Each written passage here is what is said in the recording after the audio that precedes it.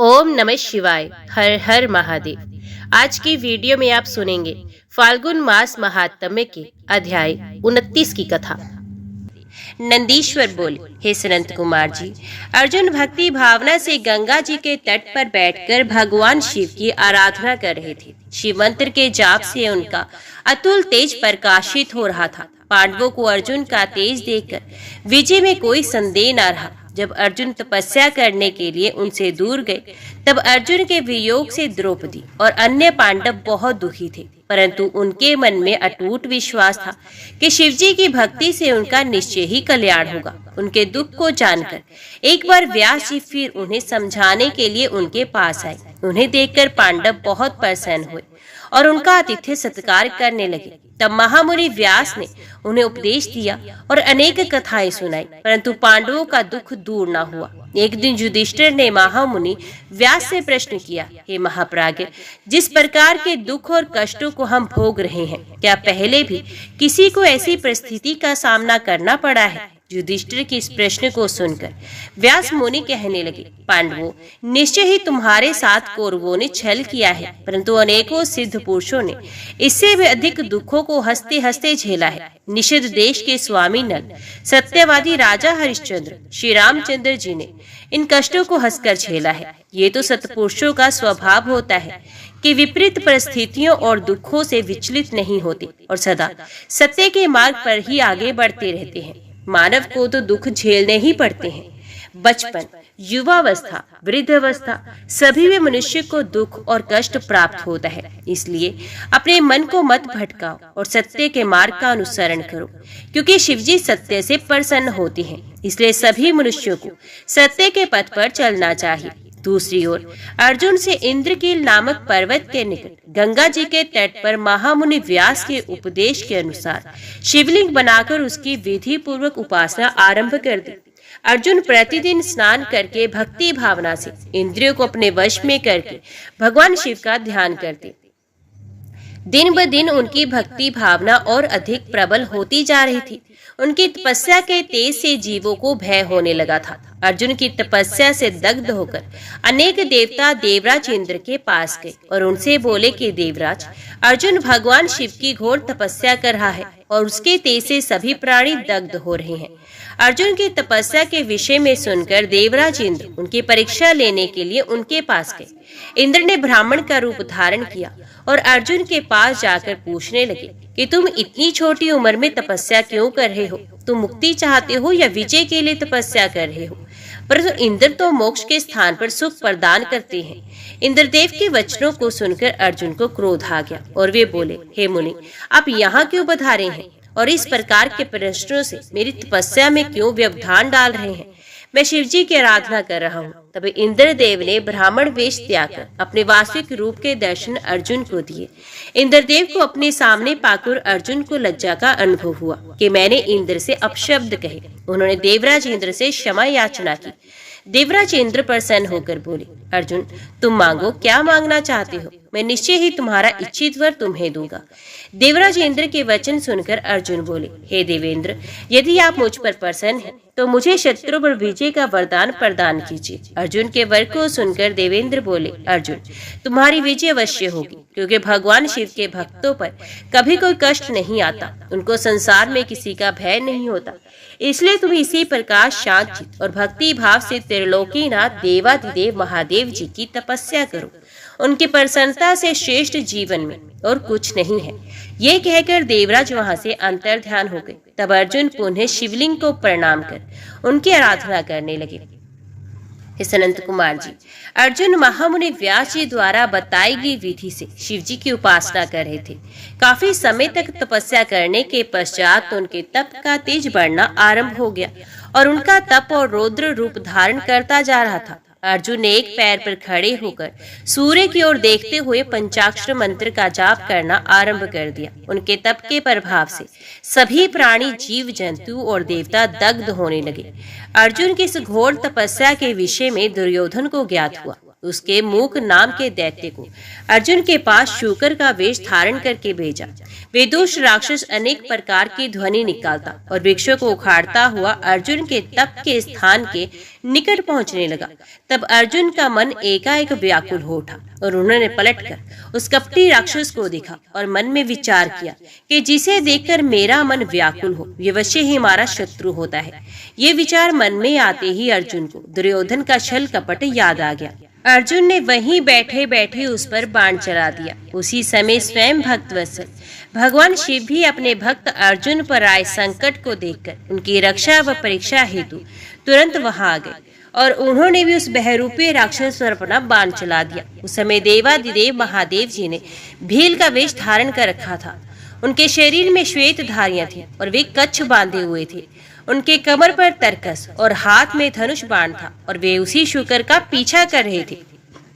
भील रूपी भगवान शिव और अर्जुन दोनों के बाणों ने एक साथ उस शूकर को अपना निशाना बनाया। शिव जी का बाण उस विशाल शूकर की पूंछ में और अर्जुन का बाण उसके मुख में लगा। उस भयंकर आघात को वे सह नहीं सका। पल भर में भयानक शब्द करता हुआ वे धरती पर गिर पड़ा। उसके प्राण पखेर उड़ गए।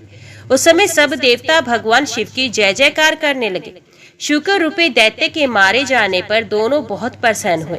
अर्जुन सोचने लगे, ये भयानक दैत्य अवश्य ही मुझे मारने के लिए आया था, परंतु भगवान शिव ने आज मेरी रक्षा की और मुझे बचा लिया। उन्होंने ही मुझे सद्बुद्धि देकर उसे मारने की प्रेरणा मेरे मन में जगाई।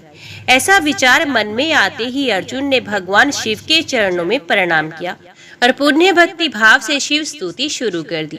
हे सर्वज्ञ, जब ये भयानक शूकर शिवजी व अर्जुन दोनों के बाणों से मारा गया और पृथ्वी पर बेजान होकर गिर पड़ा, तो भील रूपधारी शिवजी ने अपने एक सेवक को भेजकर मृत शूकर से अपना बाण निकालकर लाने के लिए कहा। उधर अर्जुन भी उस शूकर से अपना बाण लेने के लिए आए। तब अर्जुन उस शिव गण में बाण को लेकर विवाद शुरू हो गया। तब वे गण बोला, ये दोनों बाण मेरे स्वामी के हैं, इसलिए इन्हें मुझे दे दो। परंतु अर्जुन ने बाण देने से मना कर दिया। तब वे बोला, तुम झूठे तपस्वी हो, यदि तुम सच्चे हो तो इन बाणों को मुझे दिखाओ, मैं अपने बाण की पहचान कर लूंगा, क्योंकि उन पर मेरा फल अंकित है। ये सुनकर अर्जुन उस गण से बोले, तुमसे मैं युद्ध नहीं कर सकता। युद्ध सदैव समान योद्धा से किया जाता है। मेरे बल और पराक्रम को देखना चाहते हो तो जाओ और जाकर अपने स्वामी को भेजो। अर्जुन के वचन सुनकर वे गण किरात रूप धारण किए भगवान शिव के पास गया। अर्जुन ने जो कुछ कहा था उसने अपने स्वामी को वे सब यथावत बता दिया। सारी बातें सुनकर किरातेश्वर को बहुत प्रसन्नता हुई और वे अपनी सेना को साथ लेकर अर्जुन से युद्ध करने के लिए वहां आ गए। युद्ध भूमि में पहुंचकर किरात रूपी भगवान शिव ने अपने दूत को पुनः अर्जुन के पास भेजा। शिव का वे दूत अर्जुन के पास गया और बोला, हे तपस्वी, जरा हमारी विशाल सेना को नजर उठाकर तो देखो। तुम क्यों एक बाण की खातिर अपने प्राणों की आहुति देना चाहते हो? अच्छा हो कि खुशी से वे बाण हमें दे दो, अपनी रक्षा करो। ये सुनकर अर्जुन को क्रोध आ गया। ये बोले कि तुम जाकर अपने स्वामी से कह दो, मैं अपने कुल को कलंक नहीं लगा सकता। भले ही मेरे भाई दुखी हो, पर मैं युद्ध से डरकर पीछे नहीं हट सकता। क्या कभी शेर भी गीदड़ से डरा करता है? जाकर अपने स्वामी को बता दो कि क्षत्रिय युद्ध से डरते नहीं, बल्कि अपने शत्रुओं को युद्ध में पछाड़कर आगे बढ़ते हैं। अर्जुन के ऐसे वचन सुनकर वे दूत अपने स्वामी किरातेश्वर भगवान शिव के पास वापस चला गया और उन्हें अर्जुन की कही सारी बातें बता दी। अपने गण की बातों को सुनकर लीलाधारी शिव मन ही मन अर्जुन की भक्ति, निडरता और अपनी बात की अडिगता देखकर प्रसन्न हुए। फिर उन्होंने अपनी सेना सहित आगे बढ़ना शुरू कर दिया। हे महामुने, जब किरातेश्वर शिवजी को उनके दूत ने बताया कि अर्जुन किसी भी स्थिति में समर्पण नहीं करना चाहते और वे आपसे युद्ध करना चाहते हैं, तब शीघ्र ही किरातेश्वर शिव अपनी सेना के साथ युद्ध भूमि में पधारे। अर्जुन ने अपने आराध्य भगवान शिव के चरणों का स्मरण किया और अपना धनुष बाण लेकर उस विशाल सेना से लड़ने लगे। अर्जुन व भील सेना में बड़ा भयानक संग्राम हुआ। दोनों ओर से बाणों की वर्षा होने लगी। अर्जुन, जो कि महान धनुर्धारी कहे जाते हैं, ने अपने बाणों से सारी गण सेना को पल भर में परेशान कर दिया। फिर क्या था, कुछ ही देर में सभी शिवगण अपने प्राणों की रक्षा हेतु युद्ध भूमि से इधर उधर हो गए, परंतु अर्जुन के बाण न रुके। जब भीलराज किरात की सारी सेना भाग खड़ी हुई, तब अर्जुन ने किरात वेशधारी शिवजी से युद्ध करना आरंभ कर दिया। अर्जुन ने अपने तीव्र बाणों से महादेव जी पर हमला कर दिया, परंतु वे भक्त वत्सल शिव जी का कुछ न बिगाड़ सके। उनका एक भी बाण शिव जी तक नहीं पहुंचता था। ये सब देखकर देवादिदेव भगवान शिव हंस रहे थे। जब अर्जुन ने देखा वे किसी भी प्रकार से उसकी रात को अपने वश में नहीं कर पा रहे हैं, तो उन्होंने भगवान शिव की स्तुति की। इसके प्रभाव से तुरंत ही त्रिलोकीनाथ भक्त वत्सल कल्याणकारी शिव जी अपने अद्भुत स्वरूप के साक्षात दर्शन अर्जुन को कराए। भगवान शिव का परम मनोहारी सुंदर स्वरूप देखकर अर्जुन धन्य हो गए और प्रसन्न होकर पल भर उन्हें देखते ही रह गए। तब ये जानकर वे किरात कोई और नहीं अपितु स्वयं शिव जी हैं। उन्हें अपने युद्ध करने और उनका अपमान करने के कारण बहुत लज्जा हुई। वे अपने आराध्य के चरणों में गिर पड़े। शिव जी ने उन्हें उठाया और बोले कि अर्जुन दुखी मत हो। तब अर्जुन हाथ जोड़कर भक्त वत्सल भगवान शिव की स्तुति करने लगे और बोले, हे महादेव जी, आपने इस प्रकार मुझसे रूप बदलकर युद्ध क्यों किया? मैंने आपका भक्त होते हुए भी आपका अपमान किया है। स्वामी मुझे माफ कर दीजिए, मेरा कल्याण कीजिए। अर्जुन के वचनों से महेश्वर प्रसन्न हो गए और बोले, अर्जुन दुखी मत हो। मेरे द्वारा प्रेरित होने पर ही तुमने युद्ध किया था, इसलिए ये तुम्हारा अपराध नहीं धर्म है। मैं तुम पर प्रसन्न हूँ। कहो पुत्र, किस कारण से तुम इतनी घोर तपस्या और साधना कर रहे थे? मैं तुम्हारी इच्छा पूर्ण करने का वचन देता हूँ। शिवजी कैसे वचन सुनकर अर्जुन ने शिवजी की स्तुति आरंभ कर दी। अर्जुन बोले, हे देवादिदेव कैलाशपति सदाशिव, मैं आपको नमस्कार करता हूँ। हाथों में डमरू और त्रिशूल धारण करने वाले, गले में मुंडमाला, शरीर पर बाघंबर ओढ़े, गले में सांपों, मस्तक पर चंद्रमा, जटाओं में पतित पावनी श्री गंगा को धारण करने वाले कल्याणकारी शिव शंकर को मैं नमस्कार करता हूँ। भगवान, मैं आपका एक छोटा सा भक्त हूँ और आप इस संसार के ईश्वर हैं। भला मैं कैसे आपके गुणों का वर्णन कर सकता हूँ? जिस प्रकार बारिश की बूंदों और आकाश के तारों को नहीं गिना जा सकता, उसी प्रकार आपके गुणों की गणना कर पाना असंभव है। प्रभु, मैं आपका दास हूँ, आपकी शरण में आया हूँ। मुझ पर अपनी कृपा दृष्टि सदा बनाए रखिए। आप तो अंतर्यामी हैं, अपने भक्तों के विषय में सब कुछ जानते हैं। प्रभु, हम पर आए इस घोर संकट को दूर कीजिए। ये कहकर अर्जुन मस्तक झुकाकर चुपचाप खड़े हो गए। अपने भक्त की स्तुति से हर्षित हो शिवजी बोले, हे अर्जुन, अपनी सारी चिंताएं त्याग दो। तुम्हारे कुल का कल्याण अवश्य होगा, तुम्हें सब कुछ मिल जाएगा। थोड़ा धैर्य रखो। ये कह शिवजी ने अर्जुन को अमोघ पाशुपत अस्त्र प्रदान किया। फिर अर्जुन को युद्ध में विजय पाने और शत्रु का नाश करने का वर प्रदान किया। साथ ही शिवजी ने उन्हीं की सहायता हेतु श्री कृष्ण जी का सहयोग करने के लिए कहा। तत्पश्चात अर्जुन को आशीर्वाद देकर शिवजी वहां से अंतर ध्यान हो गए।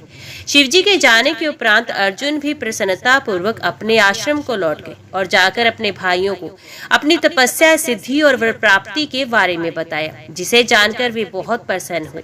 अर्जुन की तपस्या पूर्ण होने के विषय में जानकर श्री कृष्ण उनसे मिलने आए और बोले कि इसलिए ही मैंने कहा था कि शिव भक्ति सभी कष्टों को दूर करने वाली है। मुने, इस प्रकार मैंने आपको शिवजी के किरात अवतार का वर्णन सुनाया। ये सब कामनाओं को पूर्ण करने वाला है। इस नंद कुमार जी, अब मैं आपको सर्वव्यापी भगवान शिव के 12 ज्योतिर्लिंगों रूपी अवतारों के बारे में बताता हूँ। सौराष्ट्र में सोमनाथ, श्रीशैल में मल्लिकार्जुन, उज्जैनी में महाकालेश्वर, ओंकार में अपरेश्वर, हिमालय पर केदार, डाकिनी में भीमशंकर, काशी में विश्वनाथ, गोमती तट पर अम्बकेश्वर, चीताभूमि में वैद्यनाथ, दारुकवन में नागेश, सेतुबंध में रामेश्वर तथा शिवालय में घुष्मेश्वर नामक 12 अवतार हैं। जो मनुष्य शुद्ध हृदय और भक्ति भावना से इन ज्योतिर्लिंगों का पूजन और दर्शन करता है, उसे परम आनंद की प्राप्ति होती है। जो शिवजी के प्रथम ज्योतिर्लिंग सोमनाथ का सच्चे हृदय से पूजन करता है, उसके सभी रोगों जैसे क्षय, कुष्ठ आदि का नाश होता है।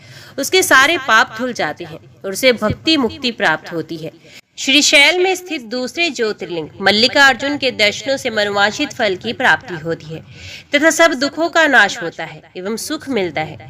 पुत्र प्राप्ति की इच्छा पूर्ति के लिए इस लिंग की स्तुति की जाती है। उज्जैनी में स्थित तीसरा ज्योतिर्लिंग महाकालेश्वर नाम से जग विख्यात है। अपने एक ब्राह्मण भक्त वेद के आवाहन पर प्रकट होकर शिवजी ने दूषण नामक असुर का वध किया था। तत्पश्चात वहीं स्थित हो गए, इसलिए इस ज्योतिर्लिंग का महाकालेश्वर कहा गया। इसके दर्शनों से मनुष्य की सारी कामनाएं पूरी होती हैं। चौथा ओंकार नामक ज्योतिर्लिंग है। विंध्यगिरि ने भक्ति भाव से विधि पूर्वक पार्थिव लिंग स्थापित किया। विंध्य की भक्ति से प्रसन्न होकर शिवजी उसी लिंग से प्रकट हुए और 2 रूपों में विभक्त हो गए।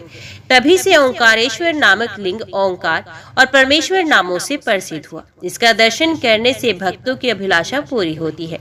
भगवान शिव के 5वें अवतार के रूप में केदारेश्वर ज्योतिर्लिंग है। वहां श्री हरि के नर नारायण अवतार की प्रार्थना पर वे वहां विराजे। उनका ये अवतार समस्त अभीष्टों को प्रदान करने वाला है। शिव जी के 6ठे अवतार का नाम भीम नायक नाम के असुर को मारने के कारण भीमशंकर है। भीम को मारकर शिव जी ने कामरूप देश के राजा सुदीक्षण की रक्षा की थी। उन्हीं की प्रार्थना पर वे डाकिनी में स्थित हो गए। शिव जी का ये अवतार ब्रह्मांड को भोग और मोक्ष देने वाला है। शिव जी का 7वां विश्वेश्वर नामक अवतार काशी में हुआ। इस अवतार की आराधना ब्रह्मा विष्णु भैरव सहित सभी देवता करते हैं। इसको पूजने अथवा इसका नाम जपने वाले मनुष्य कर्म बंधन से छूटकर मोक्ष के भागी होते हैं। चंद्रशेखर भगवान शिव का 8वां अवतार त्र्यंबकम नाम से सुविख्यात है और गोमती नदी के किनारे गौतम ऋषि की प्रार्थना और कामना से हुआ है। इस ज्योतिर्लिंग के दर्शन और स्पर्श से सब कामनाएं पूर्ण होती हैं और मृत्यु पश्चात मुक्ति मिलती है। पवित्र पावनी गंगा गौतम ऋषि के स्नेहवश गौतमी के नाम से प्रवाहित हुई। वहां वैद्यनाथ अवतार शिव जी ने धारण किया था। अनेक लीलाएं करने वाले त्रिलोकीनाथ भगवान शिव रावण के लिए आविर्भूत हुए और चीता भूमि में ज्योतिर्लिंग रूप में स्थित होकर वैद्यनाथेश्वर नाम से प्रसिद्ध हुए। उनके दर्शनों भोग और मोक्ष प्रदान करते हैं। भगवान शिव का 10वां नागेश्वर अवतार अयोध्या में हुआ। इस अवतार में शिव जी ने दारुक नामक असुर को मारकर अपने एक वैश्य भक्त सुप्रिय की रक्षा की। शिव जी के शिवलिंग का दर्शन और पूजन करने से महापातकों का समूह नष्ट हो जाता है। देवादिदेव महादेव जी का 11वां अवतार सेतु बंध में रामेश्वर अवतार कहलाता है। सीता जी को वापस लाने के लिए लंका जाते समय समुद्र तट पर श्री रामचंद्र जी ने इस लिंग को स्थापित कर भगवान शिव की आराधना अर्चना की थी। उनके प्रार्थना पर शिव जी इस ज्योतिर्लिंग में स्थित हुए। रामेश्वर लिंग को गंगा जल से स्नान कराने वाले मनुष्यों को जीवन के बंधनों से मुक्ति मिल जाती है। उसे परम दिव्य ज्ञान की प्राप्ति होती है। ये ज्योतिर्लिंग भोग तथा मुक्ति प्रदान करता है। इसका पूजन देव दुर्लभ कैवल्य मोक्ष प्रदान करता है। इसी प्रकार शिव जी का घुष्मेश्वर नामक 12वां अवतार हुआ, जिसमें उन्होंने अपने प्रिय भक्त घुष्मा को आनंद दिया। दक्षिण दिशा में देवलोक के निकट शिवजी सरोवर में प्रकट हुए। घुष्मा ने अपने पुत्र को पुनर्जीवित करने हेतु शिवजी की तपस्या की। तब उसकी भक्ति से प्रसन्न होकर महादेव जी ने उसके पुत्र को जीवित किया एवं उसकी प्रार्थना पर वही ज्योतिर्लिंग के रूप में स्थित होकर घुष्मेश्वर नाम से विख्यात हुए। इस शिवलिंग का भक्ति पूर्वक पूजन करने से मनुष्य लोक में सुखों को भोगकर अंत में मोक्ष पा लेता है। हे महामुने, इस प्रकार मैंने त्रिलोकीनाथ देवादिदेव शिवजी के 12 दिव्य ज्योतिर्लिंगों का वर्णन आपसे किया।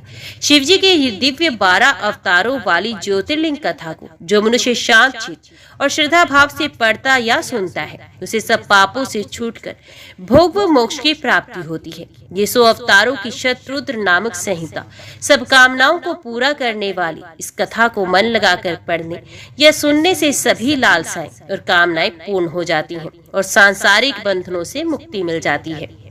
मुनियों ने सूत जी से कहा, हे सूत जी, आपने लोकहित की कामना से भगवान शिव की परम पवित्र अनेक कथाएं सुनाई हैं। शिव जी के महात्म्य की कथा रूपी अमृत का पान करते करते भला कौन पुरुष तृप्त हो सकता है। मुने, आप इस जगत के मंगल के लिए पृथ्वी के तीर्थ स्थानों में श्रेष्ठ व प्रसिद्ध शिवलिंगों की कथा का वर्णन कीजिए। मुनियों के प्रश्नों को सुनकर महाज्ञानी सूत जी बोले, हे ऋषियों, आपने संसार के हित की कामना से बड़ा सुंदर प्रश्न किया है। आपकी भगवान शिव में अगाध भक्ति और उनकी कथा में महारुचि है। आपकी इच्छा के अनुसार मैं आपको शिव जी की उत्तम कथा सुनाता हूँ। भगवान शिव के लिंगों की गणना तो असंभव है। उनके असंख्य लिंग पूरे ब्रह्मांड में फैले हुए हैं। अब मैं आपको मुख्य लिंगों की कथा सुनाता हूँ।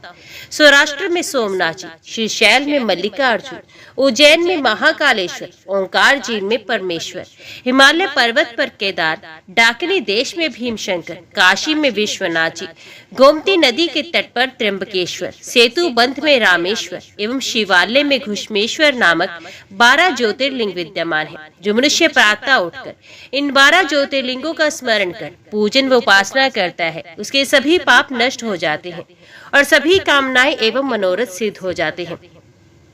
इन ज्योतिर्लिंगों पर चढ़ा हुआ नैवेद्य का प्रसाद ग्रहण करने से मनुष्यों के सभी पाप नष्ट हो जाते हैं तथा समस्त भोगों को भोगकर वे मोक्ष को प्राप्त होता है। निम्न जाति का कोई व्यक्ति यदि किसी लिंग का दर्शन कर ले तो वे उच्च कुल में जन्म लेता है। इन 12 ज्योतिर्लिंगों की महिमा का वर्णन स्वयं ब्रह्मा जी, श्री हरि, विष्णु तथा अन्य देवता भी नहीं कर सकते। धरती और समुद्र के मिलने वाले स्थान पर सोमेश्वर जी का अन्नकेश नामक लिंग है। मल्लिका अर्जुन से प्रकट रुद्रेश्वर नामक उपलिंग जग प्रसिद्ध है और भृगु में स्थित है। नर्मदा नदी के तट पर स्थित महाकाल शिवलिंग का दुग्धेश नामक उपलिंग है जो सुख देने वाला है। इसी प्रकार ओंकारेश्वर का उपलिंग कर्दमेश्वर नाम से बिंदु सरोवर के तट पर है। केदारेश्वर का उपलिंग भूतेश्वर नाम से यमुना नदी के तट पर है। ये पापों का नाश करता है। भीमेश्वर उपलिंग भीमशंकर नामक ज्योतिर्लिंग का है, सहन्य पर्वत पर स्थित है। नागेश्वर का उपलिंग मल्लिका सरस्वती तट पर भूतेश्वर नाम से स्थित है और रामेश्वर में घुष्मेश्वर लिंग के उपलिंग के रूप में व्याघ्रेश्वर लिंग स्थित है। इस प्रकार मैंने आपको 12 ज्योतिर्लिंगों और उपलिंगों के बारे में बताया। इनके दर्शनों से समस्त मनोरथ सिद्ध होते हैं। हे ऋषियों, पतित पावनी भगीरथी जी श्री गंगा जी के तट पर मुक्तिदायत्री काशी नगरी स्थित है, जिसमें भगवान शिव निवास करते हैं। यहीं पर कृतिका बासेश्वर शिवलिंग स्थित है, जो सब भक्तों की कामनाओं को पूर्ण कर उन्हें मुक्ति प्रदान करता है। यहीं तिल, भांडेश्वर, दशाश्वमेध, गंगा सागर, संगमेश्वर आदि अनेक शिवलिंग हैं। कौशिकी नदी के पास भूतेश्वर और नारीश्वर लिंग स्थित हैं। उत्तर प्रदेश में स्थित नाथेश्वर एवं दूतेश्वर नामक लिंग सभी मनोरथों को पूरा करते हैं। ऋषि दधीचि के युद्ध स्थल पर रिंगरेश्वर, वैद्यनाथ तथा जप्पेश्वर, गोपेश्वर, रंगेश्वर, रामेश्वर, नागेश, कामेश, वितलेश्वर, व्यासेश्वर, सुकेश्वर, भांडेश्वर, हंकेरेश, सुरोचन, भूतेश्वर, संगमेश नामक सभी लिंग सब प्राणियों के पापों का नाश करने वाले हैं। इसी प्रकार तृप्तिका नदी के किनारे कुमारेश्वर, सिद्धेश्वर, सैनेश, रामेश्वर, कुंभेश, नंदीश्वर, कुंजेश आदि शिवलिंग स्थित हैं। दशाश्वमेध नामक तीर्थ जो प्रयाग में है, धर्म, अर्थ, काम, मोक्ष देने वाला है और यहाँ पर ब्रह्म परमेश्वर शिवलिंग स्थित है। ये लिंग स्वयं ब्रह्मा जी द्वारा स्थित है। सोमेश्वर, ब्रह्मतेज वर्धक, भारद्वाजेश्वर, शूलकंठेश्वर एवं माधवेश्वर लिंग यहीं स्थित है। रघुवंशियों की नगरी अयोध्या में नागेश शिवलिंग स्थित है, जो भक्तों को सुख देने वाला तथा अभिष्ट को पूर्ण करने वाला है। इसी नगरी में भुवनेश्वर लोकेश नामक महाशिवलिंग स्थित है। कामेश्वर, शुद्धिकर्ता गणेश, शुक्रेश्वर एवं शुक्र सिद्धि नामक शिवलिंग लोक कल्याण हेतु स्थापित किए गए हैं। सिंधु नदी के किनारे बट्टेश्वर, कृपालेश एवं वक्रेश आदि लिंग स्थित है। धूप पाइपेश्वर, भीमेश्वर, सुरेश्वर आदि लिंगों को साक्षात परमेश्वर मानकर आराधना की जाती है। समुद्र के किनारे रामेश्वर, विमलेश्वर, कंटकेश्वर, नागेश्वर व धनुर्केश आदि लिंग महाप्रसिद्ध हैं। चंद्रेश्वर लिंग की कांति चंद्रमा के समान उज्जवल है। इसके अतिरिक्त विद्वेश्वर, विश्वेश्वर, कर्दमेश, कीटीश, नागेश्वर, अंतेश्वर, योगेश्वर, वैद्यनाथेश्वर, कोटेश्वर, सत्येश्वर, भद्र नामक चंचीश्वर व संगमेश्वर नामक ये शिवलिंग पूर्व दिशा में स्थित हैं। हे ऋषियों, ब्रह्मा जी की नगरी में चित्रकूट नामक पर्वत है। वहाँ ब्रह्मा जी द्वारा मत्यगन शिवलिंग स्थित है, जो सभी प्रकार की संपत्ति देता है। इसी प्रकार पूरे संसार में अनेक परम पावन शिवलिंग स्थापित है, जो मनोरथों को पूर्ण करने वाले तथा भोग मोक्ष प्रदान करने वाले हैं। पापों का नाश करने वाली गोदावरी नदी के पश्चिम में पशुपति नामक शिवलिंग स्थित है। वहाँ से दक्षिण की ओर जगत का हित करने वाला एवं अत्रि ऋषि की पत्नी देवी अनुसुईया को आनंद देने वाला अत्रिश्वर लिंग स्थित है। सूत जी की वाणी से अत्रिश्वर लिंग व देवी अनुसुईया के बारे में सुनकर ऋषियों ने पूछा, हे सूत जी, इस अत्रिश्वर शिवलिंग की उत्पत्ति कैसे हुई? इससे देवी अनुसुईया का क्या संबंध है? इस विषय में हमें बताइए। तब ऋषियों द्वारा उठाए गए प्रश्न का उत्तर देते हुए सूत जी बोले, ऋषियों, दक्षिण में चित्रकूट पर्वत के निकट कामत नामक का वन है। ब्रह्मा जी के पुत्र महर्षि अत्रि अपनी पत्नी अनुसुईया के साथ इसी स्थान पर निवास करते थे। एक समय की बात है, उस वन में 100 वर्षों तक वर्षा नहीं हुई। अकाल पड़ गया। मनुष्य पानी और भोजन के लिए तरसने लगे। चारों ओर दुख ही दुख था। लोग अन्न जल के अभाव में मर रहे थे। ये स्थिति देखकर महर्षि अत्रि व देवी अनसुईया बहुत व्याकुल हो गए। तब अनसुईया ने अपने पति से कहा, स्वामी, मैं इन प्राणियों को इसी दुख की स्थिति में नहीं देख सकती। कुछ प्रयत्न कीजिए ताकि इनके दुख को दूर किया जा सके और यहाँ प्रसन्नता छा जाए। अपनी पत्नी देवी अनसुईया का निवेदन सुनकर महर्षि अत्रि पद्मासन में बैठ गए और भगवान शिव के चरणों का ध्यान करने लगे। इस प्रकार जब वे समाधि में बैठ गए तब उनके सभी शिष्य उनको अकेला छोड़कर वहां से चले गए, परंतु देवी अनसुईया अपने पति की सेवा में लगी रही। उन्होंने भगवान शिव की मूर्ति स्थापित की, फिर उसकी विधि पूर्वक पूजा अर्चना की। इस प्रकार वे शिव जी की आराधना में लीन हो गई। जब देवताओं को इसका ज्ञान हुआ तो वे अत्रि और अनसुईया के आश्रम में पधारे। उनके साथ गंगा नदी भी थी। वे देवी अनसुईया की प्रशंसा करते हुए बोले कि हमने देवी अनसुईया जैसी भक्ति आज तक नहीं देखी, जो पति धर्म और भक्ति धर्म का एक साथ दृढ़ता से पालन कर रही है। निश्चय ही आप दोनों धन्य हैं। ये कहकर अन्य देवता अपने स्थान को चले गए, परंतु भगवान शिव व गंगा जी वहीं निवास कर गए। गंगा जी बोली कि देवी अनसुईया का हित किए बिना मैं यहाँ से नहीं जाऊंगी। भगवान शिव अंश रूप में महर्षि अत्रि के आश्रम में रहे और कैलाश पर्वत पर चले गए। महर्षि अपनी तपस्या में पूर्व की भांति लगे रहे। इस प्रकार अकाल पड़ते पड़ते 54 वर्ष बीत गए। देवी अनसुईया भी अपने वचन को निभाती रही कि पृथ्वी पर वर्षा से पूर्व मैं अन्न जल ग्रहण नहीं करूंगी। अनसुईया श्रद्धा भाव से शिव जी के चरणों में अपना ध्यान लगाती रही। सूत जी बोले, हे ऋषियों, तपस्या करते हुए महर्षि अत्रि को बहुत समय बीत गया। एक दिन मुनि ने समाधि से जाकर अनसुईया से कहा, देवी मुझे बड़ी जोर की प्यास लगी है, आप कहीं से जल लाकर मेरी प्यास शांत करो। अपने पति की आज्ञा का पालन करते हेतु अनसुईया ने हाथ में कमंडल लिया और पानी लाने के लिए चल दी। साध्वी अनसुईया पानी की तलाश में इधर उधर घूम रही थी। ये देखकर स्वयं गंगा जी देवी अनसुईया के सामने आकर बोली, देवी आप इस समय कहाँ जा रही हैं? तब उनका ऐसा प्रश्न सुनकर देवी अनसुईया ने गंगा जी से पूछा, भगवती आप कौन है और कहाँ से आ रही हैं? अनसुईया के प्रश्न का उत्तर देते हुए गंगा जी ने कहा, हे देवी मैं गंगा हूँ। आपके पतिव्रत धर्म और शिव पूजन से प्रसन्न होकर यहाँ आई हूँ। मैं आपकी कर्तव्य निष्ठा से बहुत प्रसन्न हूँ। मांगो, क्या मांगना चाहती हो? मैं अवश्य ही तुम्हारी इच्छित वस्तु तुम्हें प्रदान करूंगी। गंगा जी के ऐसे वचन सुनकर देवी अनसुईया ने हाथ जोड़कर विनम्रता से गंगा जी से कहा, हे माता, यदि आप मुझ पर प्रसन्न हैं तो कृपया कर मेरे इस कमंडल को जल से भर दे। मेरे पति प्यासी हैं, मैं उनकी प्यास बुझाना चाहती हूँ। तब देवी गंगा बोली, पति प्रायणे, आप पृथ्वी में एक गड्ढा खोदिए, मैं यहाँ विराजमान हो जाऊंगी, तब तुम पानी से कमंडल भर लेना। गंगा जी के आदेश अनुसार देवी अनसुईया ने गड्ढा खोद दिया। फिर गंगा जी उस गड्ढे में समा गए। ये गड्ढा जल से भर गया। ये दृश्य देखकर अनसुईया बहुत प्रसन्न हुई। उन्होंने अपना कमंडल जल से भर लिया और बोली, हे भगवती पतित पावनी गंगे, यदि आप मुझ पर प्रसन्न हैं तो कृपा करके इस प्रकार इस गड्ढे में निवास कीजिए। जब तक मेरे पति यहाँ आकर आपके दर्शन न कर ले, आप यहीं पर स्थित रहिए। ये कहकर अनसुईया जल से भरा कमंडल लेकर आश्रम में लौट आई। वहां आकर उन्होंने अपने पति अत्रि को जल पिलाया। उस मधुर शीतल जल को पीकर महर्षि तृप्त हो गए। जब उन्होंने अपने आसपास देखा तो उन्हें सूखे फल फूल हीन वृक्ष देखकर ज्ञात हो गया अभी तक वर्षा नहीं हुई है। तब उन्होंने आश्चर्यपूर्वक अपनी पत्नी से पूछा, देवी जब अब तक वर्षा नहीं हुई है तो ये शीतल जल कहाँ से आया? अपने पति के ये वचन सुनकर अनसुईया ने अपने पति से कहा, हमारी शिव आराधना व आपकी तपस्या से प्रसन्न होकर स्वयं गंगा जी यहाँ पधारी हैं और हमारे आश्रम की शोभा बढ़ा रही हैं।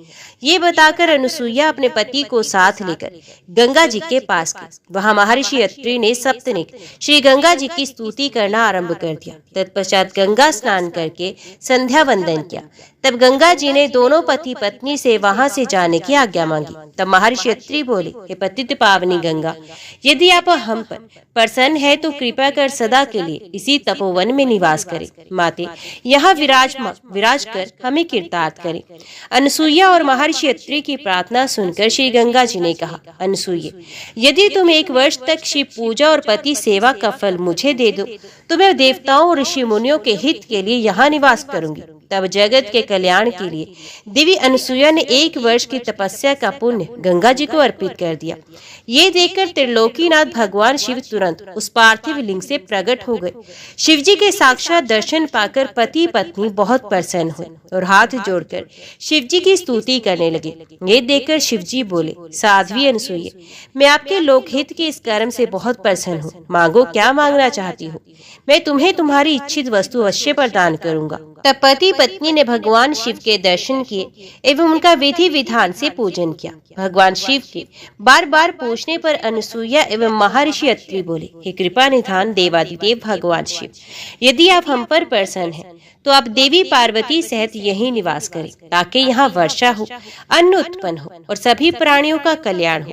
तब उनकी बात सुनकर भगवान शिव बोले, हे अनसुईया व मुनि अत्रि, जैसा आप चाहते हैं वैसा ही होगा। ये कहकर भगवान शिव पार्थिव लिंग में समा गए और अत्रीश्वर नाम से प्रसिद्ध हुए। पतित पावनी श्री गंगा जी भी मंदाकिनी नाम से विख्यात होकर उस कुंड में सदा के लिए स्थापित हो गई। फिर महर्षि अत्रि का वे आश्रम पुण्य पहले की भांति हरा भरा हो गया। हे ऋषियों, कालंजर नामक पर्वत पर श्री नीलकंठेश्वर शिवलिंग स्थित है। ये भक्तों के लिए कल्याणकारी है।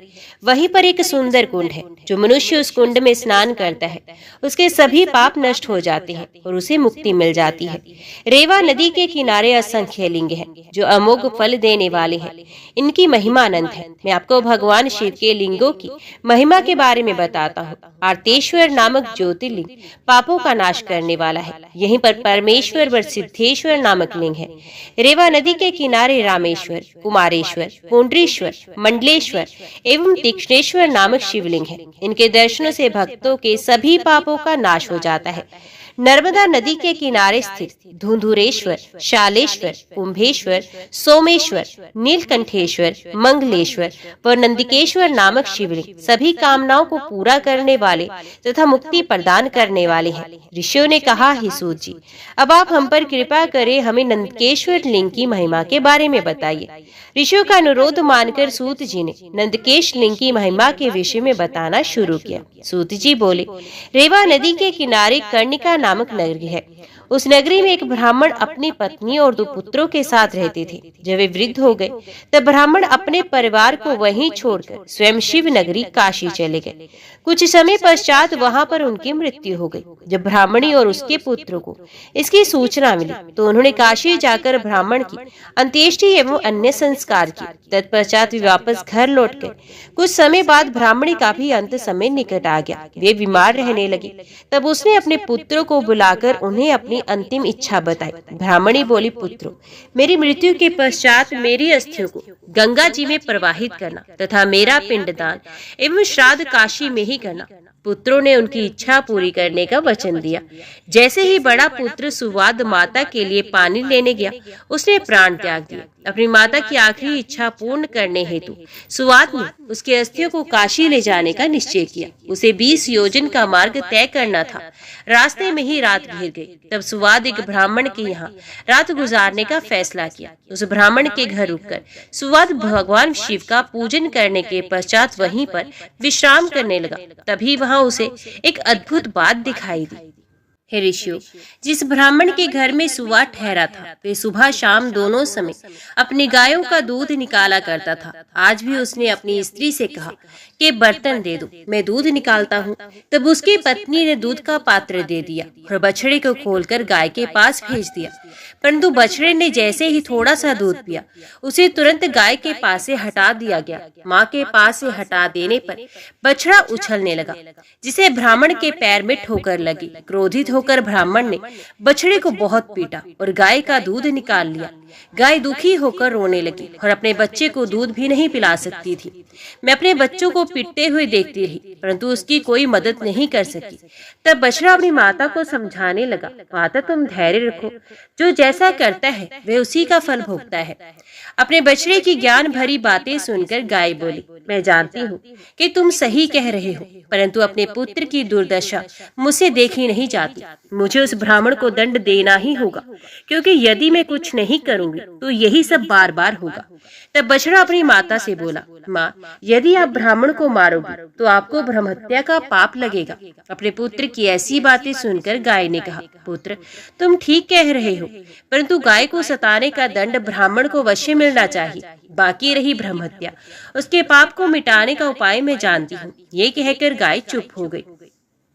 गाय और बछड़े की ये सब बातें सुवाद ने सुन ली थी। ये सब सुनकर उसने सोचा, मैं अपनी माँ की अस्थियां लेकर काशी जा रहा हूँ, परंतु मैं ये भी देखना चाहता हूँ कि गाय ब्रह्महत्या के पाप से कैसे मुक्त होती है और अपना बदला कैसे लेती है। प्रातः काल होने पर सुवाद वहाँ का दृश्य देखने लगा। उस दिन ब्राह्मण ने अपने पुत्र से दूध निकालने के लिए कहा। उसके पुत्र ने भी गाय के बछड़े को पीटना शुरू कर दिया, जिसे गाय को क्रोध आ गया और उसने अपने सींगों का प्रहार करके लड़के की बगल में मार दिया। ये देखकर ब्राह्मण ब्राह्मणी दोनों दौड़ते हुए अपने पुत्र के पास आए, परंतु कुछ ही देर में उनके पुत्र के प्राण पखेरु उड़ गए। तब हाहाकार मच गया, सब रोने लगे। ब्राह्मण ने पीट पीट कर गाय और उसके बछड़े को घर से निकाल दिया। ब्रह्महत्या की दोषी उस गाय का रंग सफेद से काला पड़ गया। जैसे ही गाय और बछड़ा घर से निकले, वे पथिक सुवाद भी उनके पीछे पीछे चल पड़ा। ये देखना चाहता था कि गाय क्या करती है और कहाँ जाती है। चलते चलते वे नर्मदा नदी के किनारे पहुंचे, जहाँ पर पहले से ही नंदिकेश्वर महादेव विराजमान थे। गाय ने नर्मदा नदी में 3 गोते लगाए तो उसका काला रंग पुण्य सफेद हो गया। ये देखकर सुवाद को बड़ा आश्चर्य हुआ। गाय वहाँ से निकलकर कहीं अन्यंतर चली गई। तब नर्मदा को प्रणाम कर ब्राह्मणी पुत्र सुवाद ने भी नदी में स्नान किया। फिर नंदिकेश्वर का विधि पूर्वक पूजन करने के पश्चात वे काशी को चल पड़ा। रास्ते में सुवाद को एक युवती दिखाई दी, जिसने सुंदर वस्त्र एवं अलंकार धारण किए थे। उसने सुवाद से पूछा, ब्राह्मण देवता, आप इस प्रकार प्रसन्न होकर कहाँ से आ रहे हैं और कहाँ जा रहे हैं? तब सुवाद ने उस युवती को सारी बातें बताई और कहा, मैं अपनी माता की आज्ञा को पूर्ण करने हेतु उनकी अस्थियां काशी ले जा रहा हूँ। तब ये सुनकर वे युवती बोली, ब्राह्मण, तुम बहुत भोले भाले हो। ये तीर्थ अत्यंत पवित्र है। प्रतिवर्ष वैशाख शुक्ल पक्ष की सप्तमी के दिन नंदा की पवित्र धारा में स्वयं गंगा जी आती हैं। आज वही शुभ दिन है, इसलिए तुम अपनी माता की अस्थियों को यहीं प्रवाहित कर दो। ये कहकर वे युवती अंतर ध्यान हो गई। सुवाद पुनः नंदा नदी की ओर लौट गया तथा उसकी पवित्र धारा में सुवाद ने अपनी माता की अस्थियां प्रवाहित कर दी। तभी उसे एक दिव्य दृश्य दिखाई दिया। उसकी माता दिव्य देह धारण किए शिवलोक को जा रही थी और उसे आशीर्वाद देते हुए कह रही थी, तुम धन्य हो, तुमने अपनी माता को सद्गति प्रदान की। पुत्र को आशीर्वाद देते हुए वे ब्राह्मणी शिवलोक को चले गए। ये कथा सुनकर ऋषियों ने सूत जी से पूछा, हे भगवान सूत जी, वैशाख शुक्ल पक्ष की सप्तमी को गंगा जी नर्मदा नदी में क्यों आती हैं? वहाँ भगवान शिव का ज्योतिर्लिंग नंदिकेश्वर कैसे स्थापित हुआ? कृपया कर हमारी इस जिज्ञासा को शांत कीजिए। ऋषियों के प्रश्न को सुनकर सूत जी बोले, एक बार की बात है, नर्मदा नदी के किनारे ऋषि का नाम की एक विधवा ब्राह्मणी रहती थी। तरुण अवस्था में ही उसका पति पूर्व जन्म के पापों के कारण चल बसा।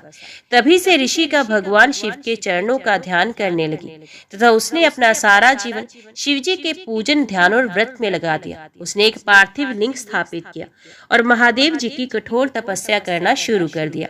एक दिन एक बलवान मायावी राक्षस घूमता हुआ उस स्थान पर आ गया और बाल विधवा तपस्विनी को देखकर उस पर मोहित हो गया, परंतु वे ब्राह्मणी अपनी आराधना में ही लगी रही। तब वे उसे डरा धमकाकर पाने की कोशिश करने लगा। तब ऋषि का डरकर शिवजी की मूर्ति से चिपक कर रोने लगी और शिवजी से रक्षा हेतु प्रार्थना करने लगी। भक्तवत्सल भगवान शिव तुरंत अपने भक्त की रक्षा के लिए उस ज्योतिर्लिंग से प्रकट हुए और उस पापी राक्षस को भस्म कर दिया। फिर उस ब्राह्मणी से बोले, ब्राह्मणी, मैं तुम्हारी तपस्या से बहुत प्रसन्न हूँ, वर मांगो। अपना राधे त्रिलोकीनाथ भगवान शिव को इस प्रकार अपने सामने पाकर वे दीन ब्राह्मणी शिव जी की स्तुति करने लगी और बोली, हे जगत का कल्याण करने वाले, भक्तों के दुखों को नाश करने वाले देवाधिदेव भगवान शिव, आपने आज मेरे पतिव्रत धर्म की रक्षा करके मुझ पर बहुत बड़ा उपकार किया है। यदि आप मुझे कुछ देना चाहते हैं तो मेरी एक अभिलाषा को पूरा कीजिए। आप सदा मेरे द्वारा स्थापित इस पार्थिव मूर्ति में निवास करें। ऋषिका के वचनों को सुनकर शिवजी प्रसन्नता पूर्वक उस लिंग में समा गए। उस समय आकाश से फूलों की वर्षा होने लगी। सारे देवता शिवजी की प्रशंसा करने हेतु हेतु वहां आ गए। उसी समय पतित पावनी श्री गंगा जी भी वहां आई और उस ब्राह्मणी से बोली, कल्याणी, जहाँ भगवान शिव का निवास होता है वहाँ मेरा आगमन अवश्य होता है, इसलिए वैशाख में शुक्ल पक्ष की सप्तमी तिथि को मेरा यहाँ आगमन होगा।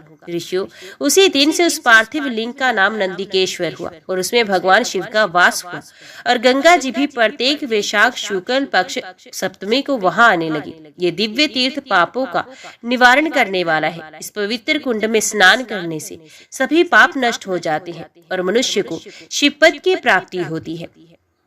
हे ऋषियों, पश्चिम दिशा में कपिला नामक नगरी में कारणेश्वर नामक शिवलिंग है, जिसके दर्शनों से सभी पापों से मुक्ति मिल जाती है। पश्चिमी समुद्र पर सिद्धेश्वर शिवलिंग है, जो सभी कामनाओं को पूरा करता है।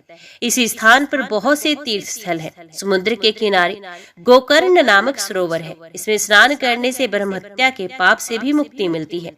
जो महाबली गोकर्ण सातों रसातल एवं गुफाओं का भ्रमण करते हैं और सदैव शिव जी का पूजन करते हैं, शिव रूप को प्राप्त होते हैं। इसी गोकर्ण तीर्थ में जाकर सभी नक्षत्र शिव रूप हो जाते हैं। ब्रह्मा, विष्णु, इंद्र, विश्वदेव, मरुदगण, वसु, सूर्य, अश्विनी कुमार, चंद्रमा एवं नक्षत्र इसके पूर्व की ओर भ्रमण करते हैं। चित्रगुप्त, अग्नि और पितृ इसके दक्षिण दिशा से दर्शन और भ्रमण करते हैं।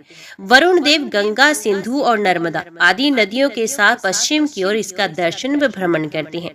चंडिका, भद्रकाली, भवानी एवं भूत प्रेत पिशाच इसका दर्शन उत्तर दिशा की ओर से करते हैं। सब देवता, पितृ, गंधर्व, चारण, सिद्ध, विद्याधर, किंगपुरुष, ग्रह, घग, वेताल, बलि, दिति के दैत्य पुत्र, मुनिगण एवं सर्प अपनी इच्छाओं की पूर्ति एवं कामनाओं की सिद्धि के लिए देवाधिदेव महादेव जी के दर्शन करते हैं।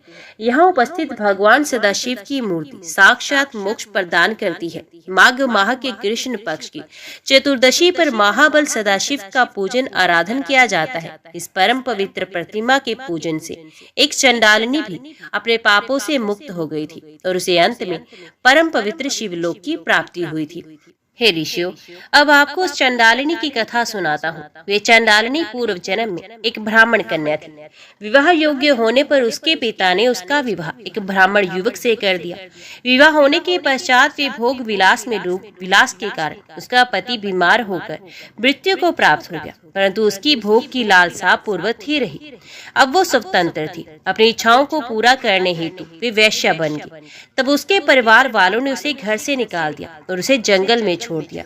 वह जंगल में भटकते हुए एक दिन एक शूद्र के घर जा पहुंची। जिस प्रकार वे युवती को सामने पाकर वे शूद्र उसे पाने की इच्छा करने लगा, तब वे उसके साथ भी रहने लगी। उस शूद्र के साथ रहते हुए उसने मांस, मदिरा तथा अभक्ष्य वस्तुएं खाना शुरू कर दिया। एक दिन वे शूद्र किसी कार्य से बाहर गया हुआ था। तब उसे बड़ी जोर से भूख लगी। अपनी भूख शांत करने के लिए उसने अपनी तलवार से आंगन में बंधे बछड़े को काट डाला और उसका मांस खा लिया। इस प्रकार उसने अपने जीवन में सब प्रकार के पाप किए तथा मृत्यु काल आने पर मृत्यु को प्राप्त हुई। यमराज उसे नरक ले गए और वहां उसने नरक की यातनाएं भोगी। अगले जन्म में उसका जन्म एक शूद्र चांडाल के घर हुआ। वे अंधी जन्मी थी और अपने पूर्व जन्म के पापों के कारण कोढ़ी हो गई थी। उसके आसपास कोई नहीं फटकता था। एक बार उसने कुछ लोगों को सदाशिव के गुणों का गान करते हुए सुना। वे कह रहे थे, माघ कृष्ण पक्ष की चतुर्दशी को भगवान शिव के दर्शन करने से जन्म जन्मांतरों के पाप धुल जाते हैं और मोक्ष की प्राप्ति होती है। तब कल्याणकारी भगवान शिव के दर्शनों की अभिलाषा मन में लिए वे चंडालिनी गोकर्ण क्षेत्र की ओर चल दी। माघ कृष्ण पक्ष की चतुर्दशी से एक दिन पूर्व वे चंडालिनी गोकर्ण जा पहुंची और भूख प्यास से व्याकुल होकर भीख मांगने लगी। जब वे एक बनिए के दरवाजे पर भीख मांग रही थी तो बनिए ने उसकी झोली में बैल के गले की मंजरी डाल दी। जब उस भिखारन ने उसे छूकर देखा तो उस मंजरी को उठाकर फेंक दिया। सौभाग्यवश वे मंजरी शिवलिंग पर जा गिरी। उस चंडालिनी के सारे पाप उस मंजरी के शिवलिंग पर चढ़ते ही नष्ट हो गए। अगले दिन चतुर्दशी पर उसने कुछ न खाया और इस प्रकार उसका निराहार व्रत हो गया। भूख के मारे पूरी रात जागी, इसलिए जागरण का फल भी उसे मिल गया। भगवान शिव अपने भक्तों पर सदा अपनी कृपा दृष्टि रखते हैं। उन्होंने उस गरीब चंडालिनी के पापों को नष्ट कर दिया और उसकी इच्छा से उसकी मृत्यु हो गई। उसे शिवलोक ले जाने के लिए विमान आ गया। उस दिव्य विमान से वे सदा के लिए सदगति पाकर शिवलोक को चली गई। हे ऋषियों, इस प्रकार अज्ञानता या भूलवश किया गया भगवान शिव का दर्शन व पूजन भी भगवान शिव को प्रसन्न करता है और भक्तों को मोक्ष प्रदान करता है। हे ऋषियों, इक्ष्वाकु वंश में एक बहुत बड़ा पुण्यात्मा राजा हुआ जिसका नाम मित्रसेन तथा उसकी पत्नी का नाम दमयंती था। वे अति पतिव्रता व धर्मपरायण स्त्री थी। एक दिन राजा शिकार खेलने वन को गए। वहां उन्होंने कुम्हटन नामक दैत्य को एक महात्मा को परेशान करते देखा। उन महात्मा के कष्टों को दूर करने के लिए उन्होंने उस राक्षस को मार डाला। तत्पश्चात वापस आकर अपना राज्य काज देखने लगे। उधर उस दानव के छोटे भाई कपट ने राजा से बदला लेने की रसोइये का वेश बनाया और राजमहल में नौकरी करने लगा। एक बार गुरु जयंती के अवसर पर राजा मित्रसेन ने अपने गुरु वशिष्ठ को भोजन के लिए आमंत्रित किया। गुरुदेव राजा के घर पधारे। उस कपटी राक्षस ने राजा से बदला लेने के लिए खाने में मांस मिला दिया और वे भोजन वशिष्ठ जी को परोस दिया। परंतु गुरु वशिष्ठ ने भोजन करने से पूर्व ही जान लिया कि इस भोजन में मांस है। ये देखकर मुनि को राजा पर क्रोध आ गया और उन्होंने राजा को सदा के लिए राक्षस बन जाने का शाप दे दिया। शाप सुनकर राजा रोने गिड़गिड़ाने लगे और बोले, मुनिश्रेष्ठ मुझे क्षमा कर दे, ये अपराध मैंने नहीं किया है। राजा के वचनों को सुनकर वशिष्ठ मुनि सोच में डूब गए। तब उन्होंने अपनी दिव्य दृष्टि से जान लिया कि अपराध रसोइये का है जो कि वास्तव में एक राक्षस है। तब वे राजा से बोले, राजन, तुम्हारा रसोइया एक कपटी राक्षस है। उसी ने जानबूझकर भोजन में मांस परोसा है। मैं अपना शाप वापस तो नहीं ले सकता, परंतु इसका असर कम कर सकता हूँ। तू 12 वर्षों तक राक्षस रहेगा। ये कहकर मुनि वशिष्ठ वहां से चले गए। तो शाप के कारण राजा राक्षस बन गया और वनों में भटकने लगा। वे जीव को मारकर खाता था। एक दिन वे भूखा भटक रहा था। तभी उसने एक आश्रम में किशोर अवस्था के एक युवक को मुनि रूप में तपस्या करते देखा। उसे खाने के लिए दौड़ा। मुनि की पत्नी ने देख लिया वे राक्षस उसके पति को खाना चाहता है। उस ऋषि पत्नी ने राक्षस से प्रार्थना की कि मेरे पति को छोड़ दे, परंतु उसने मुनि को अपना आहार बना ही लिया। मुनि पत्नी शोक में डूब गई और उस राक्षस को शाप देते हुए बोली, अरे तूने मेरे पापी को मार डाला। मैं तुझे शाप देती हूँ कि जब तू किसी स्त्री पर मोहित होकर दुष्ट राक्षस उसके साथ विहार करेगा, उसी समय तेरी मृत्यु हो जाएगी। इस प्रकार राक्षस को शाप देकर वे सती हो गई। 12 वर्ष बीत जाने पर राजा को अपना शरीर वापस मिल गया। उसने जाकर अपनी रानी को शाप के बारे में बताया। ये जानकर रानी राजा को अपने पास नहीं आने देती थी, परंतु उन दोनों की संतान ना होने के कारण वे बहुत दुखी थे। एक दिन दुखी राजा वन में चला गया, परंतु ब्रह्म हत्या के पाप से उनका पीछा नहीं छोड़ा। तब राजा व्याकुल होकर गौतम ऋषि की शरण में चला गया। राजा ने उन्हें सारा वृत्तांत सुनाया। तब गौतम ऋषि बोले, हे राजन, पश्चिम दिशा में जाओ। वहाँ गोकर्ण नामक तीर्थ है जहाँ महाबल नामक ज्योतिर्लिंग है। उस कुंड में स्नान करके देवाधिदेव महादेव जी का पूजन अर्चन करने से सभी पाप नष्ट हो जाते हैं। इसलिए तुम वहां जाकर शिव जी की आराधना करो, तभी तुम्हें ब्रह्महत्या के पाप से मुक्ति मिलेगी। गौतम ऋषि के वचन सुनकर राजा प्रसन्न हुआ और उनसे आज्ञा लेकर गोकर्ण तीर्थ को चला गया।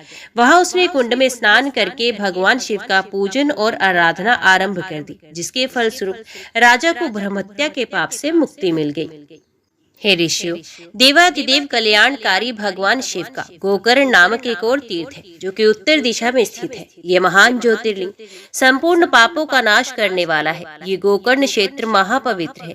इसी के पास एक सुंदर रमणीय महावन भी स्थित है। उसी महावन में चंद्रमौली भगवान शिव वैद्यनाथ के रूप में स्थापित है, जो कि संसार के समस्त चराचर जीवों को सुख देने वाले, उनका कल्याण करने वाले तथा उनकी कामनाओं को पूरा करने वाले हैं।